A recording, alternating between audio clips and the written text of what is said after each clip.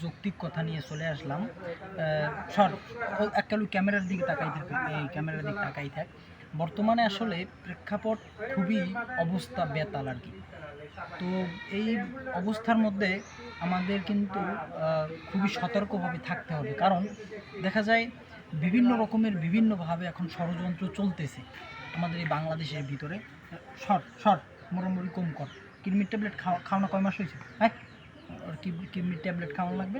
যাক, আপনারা কিছু মনে করেন না, দূরে যা নামাজ কালাম পড়ি। এই শর্ট মোরাও কে আছে এত মোরাও হইন থাক, তুই একটা দূরে থাকবি মানে আবার সারা একটা খাবার দেওয়া যা তোর, কারণ আমি এগুলো কিছু করবো গেছে জ্বালা দেয়, এক্সের জ্বালা দেয়, কিছু করার নেই বুঝছেন।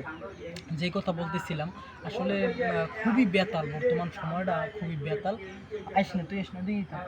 তো মূলত আমাদের এই যে বাংলাদেশ বর্তমানে যে অবস্থা চলতেছে, এই অবস্থায় আসলে মানুষ বসবাস করতে খুবই বিভিন্ন রকমের অবস্থা বেতাল, কারণ যেই আওয়ামী লীগ ছিল তারা আসলে চলে গেছে, কিন্তু এখন যে প্রেক্ষাপট, এখন যে অবস্থা তা আরও বেতাল।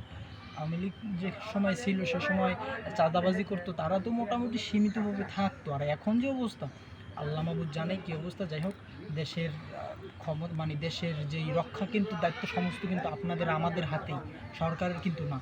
অবশ্যই আমাদের এই চিন্তাভাবনা থাকতে হবে, তার দ্বারের কাছে আসতে আবার দূরে থাকতে। আচ্ছা ঠিক আছে, এই পর্যন্তই আজকে আপনাদের সাথে। ধন্যবাদ।